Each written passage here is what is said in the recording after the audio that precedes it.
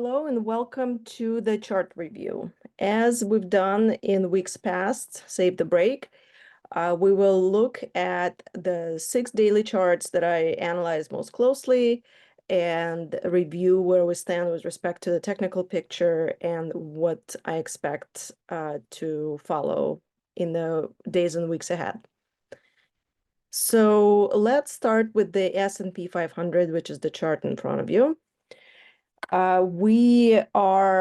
S&P did make higher highs as became likely at some point midway through the rally of the April low. And as it currently stands, anywhere here in the red zone, so up to 6804, would be the ideal place for the rally of the April low, off of this low, to top. It can already count as having completed, but to make completion likely, it would need to reverse below this 5767 line. So this red line was the red triangle.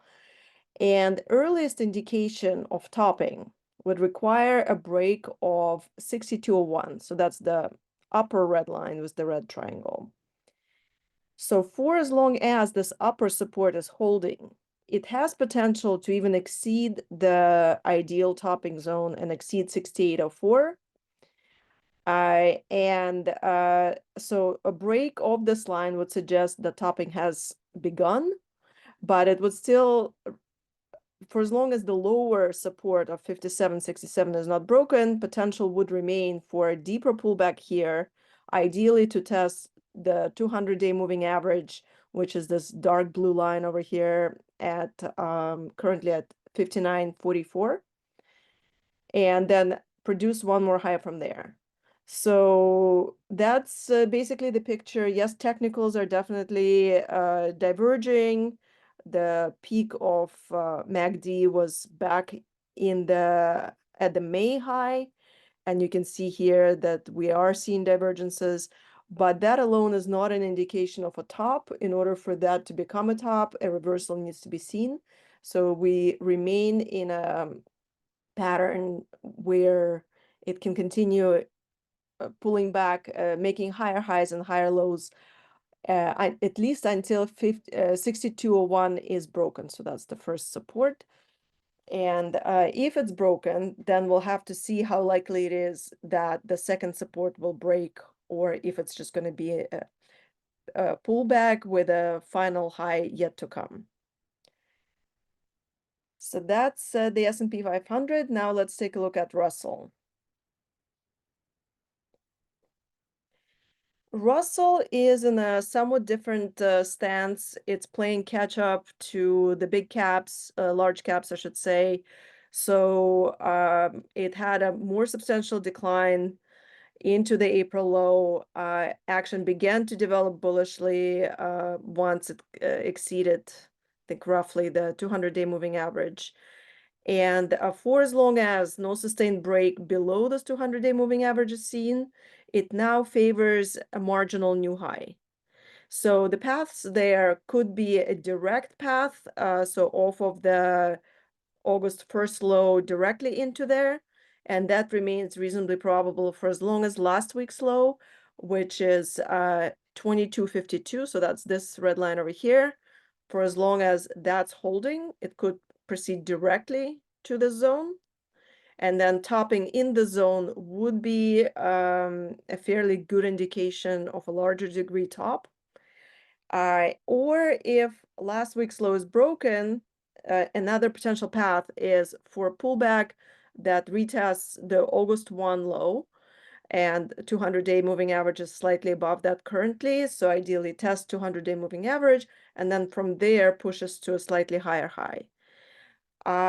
Absolute earliest indication of anything else going on is now would require a break of 2143. So that's the August 1 low.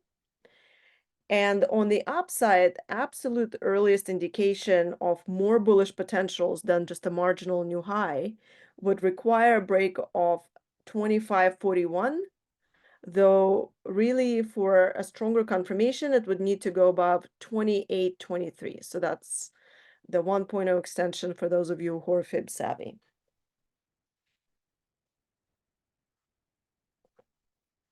Now, let's proceed to NASDAQ. NASDAQ looks quite similar to the S&P 500. It has stronger divergences in terms of technicals. It's not uncommon for NASDAQ to run ahead early in the cycle and bottom early as well as top early. So divergences here could be indicative of a top building. Similar to the S&P 500, earliest indication of any kind of top would require a break of this first red line with the red triangle, which is at 22,669. And even if that's broken, it could be a pullback and then the ultimate high yet to come. So really to favor top being in place, top of the rally off of April low being in place, it would need to break below 20,613. So that's this red line with the red triangle. And really a break of that level would favor all of the rally off of April low complete. For as long as the upper support of 22,669 is holding, there is some potential for NASDAQ to exceed this ideal topping zone that stretches up to 24,876 and produce a more extended rally. Those of you that have access to my daily service work know the accelerated count that we're tracking for NASDAQ and S&P. But in broad strokes, these levels and charts summarize the potentials. Now, let's next move on to TLT. So TLT is in an ambiguous stance where it retested the 2022 low. And so this summer or late spring low is a retest of a long-term low. That's the second red line below. And it got here in an ambiguous stance, and so far it's only produced an inconclusive rally off of that low. Let's put it that way. So still in the holding pattern. It's been basically, I was bearish into the May low. Those of you in the daily and weekly service know that. But off of here, we're really in the wait and see zone. So, so at this point, the absolute earliest indication of bullish scenarios will require a rally over 88.45. So that is the early August high. And that would open up potential for acceleration higher, but it really would take impulsive rally. I'll use an Elliott speak term here, above 94.09 to make that potential likely. So on the downside, however, a break of 84.19 would be an early indication of a potential breakdown. And to confirm such breakdown, it would need below 78.30. And I'm not showing it on this chart, although I could zoom out and show it.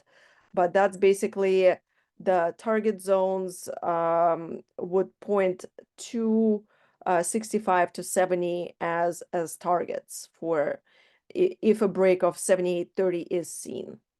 So still in the holding pattern, still nothing conclusive. Risks remain, but follow through to the downside is yet to be seen. Now let's go to GLD next.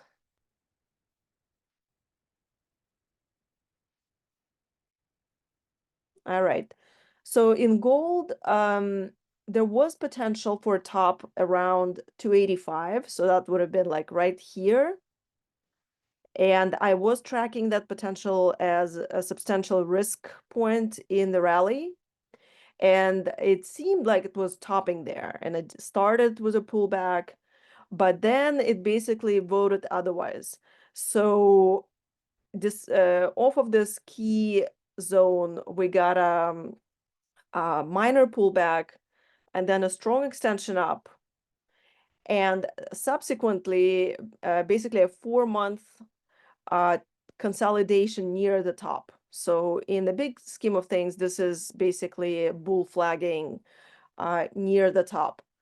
So not what we should be seeing in a topping scenario. And with that, odds shifted in favor of acceleration here. So the way I'm looking at gold is that this segment is the heart of the rally. And for as long as it's holding the 287.91, it's best viewed as the heart of the rally. So for as long as the May low is not breached, it should see further extensions up with this May low not to be breached until all of the rally completes. If the May low is breached, then it will become likely that it's in a somewhat less aggressively bullish stance, but still favoring further upside. So really, it would take a break of the, that would be April low, 272.58, a sustained break below that to begin to suggest that it's starting to top. So here the consolidation off of the April high is kind of can be argued to be a triangle in GLD, but in cash gold, we did get a higher high at the early August high, so probably not a technical triangle, but it certainly looks like the tightening of the bands. As you can see, the Bollinger Bands are right here. And really allowing for time to catch up to price. So today, a 200-day moving average is the dark blue line that's now starting to approach the zone, the consolidation zone.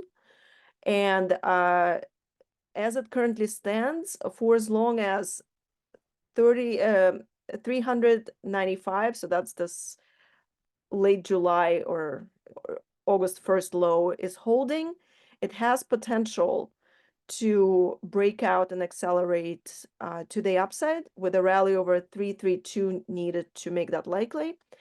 And if the August 1 low 300.95 is broken, then it will suggest that this was a B wave consolidation and we're probably heading, well, at the very least, we're heading down to the May low, so that's the 282 and change. I'm sorry, 287 and change. And ideally, it would had reach 200-day moving average and reach towards the April low of 272, so the upper portion of this green zone. So bullish stance, big picture, broke potential topping pattern.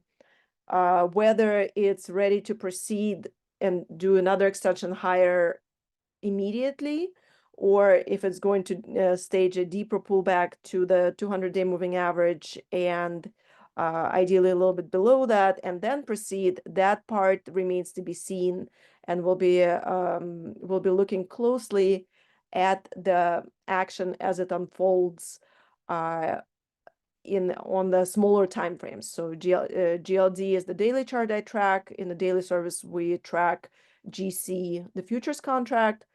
We do know that there's a potential bearish pattern that's building off of the early August high. So that high is not accurately reflected in GLD because it happened after hours. It actually went a little bit above the late July high. But for as long as the GC high that was registered at that time is not exceeded, there is a bearish pattern that's in place. Whether it's able to follow through and break the early August low remains to be seen. All right, so that's GLD. Now let's look at GDX. GDX was in a lot more sluggish stance compared to GLD. And in prior videos and in my daily and weekly work, you know that I was looking at 57 zone as an important potential reflection zone. So at this point, the 57 level that I was looking at, that's the 1.0 extension here, was exceeded. And it does appear likely at this point that GDX is breaking what could have very well been a topping stance. So by exceeding this 57 zone, it basically crossed the Rubicon, and for as long as it can now hold support, it needs to be viewed as bullish. So what are the supports? Absolute earliest indication of any kind of top would require a break of this red line over here, which is 50.32.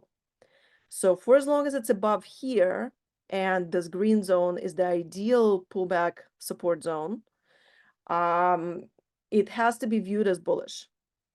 So, and on the downside, it is, the stronger indication of a top would require a break of 45.10. So that's this second red line here with a red triangle. Otherwise, this green zone is viewed as the inflection zone above which further highs are likely. And the pattern that would have to I guess the most reasonable pattern here is that the move off of the April low would end up being the heart of the rally. So really the rally over the 57 area is the true breakout point. Up until then, it was basically gaining steam. So to make this scenario likely, GDX would need to continue over 72.88. So if we can get past this area or into this area, then it would be more clear how this heart of the rally is subdividing. And again, those of you that have access to my daily analysis know that I'm tracking a very accelerated and a somewhat accelerated count there. So that question remains as to how this rally is subdividing. I will say that for as long as 56.34, so that's this little pullback to the top of the green zone, for as long as that's holding, it can be viewed as proceeding to the 72 handle directly.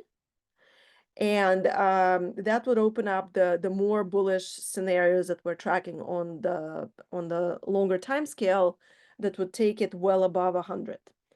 If it breaks below this 56 handle, odds will increase that it's in a more modest bullish scenario. So still would proceed meaningfully higher, but basically the structure of this heart of the rally remains to be seen. But for as long as 50.32 is not broken, there is really nothing bearish in the stance here. So that is how I see the charts presently, and we will leave it there for the day. Thank you for watching.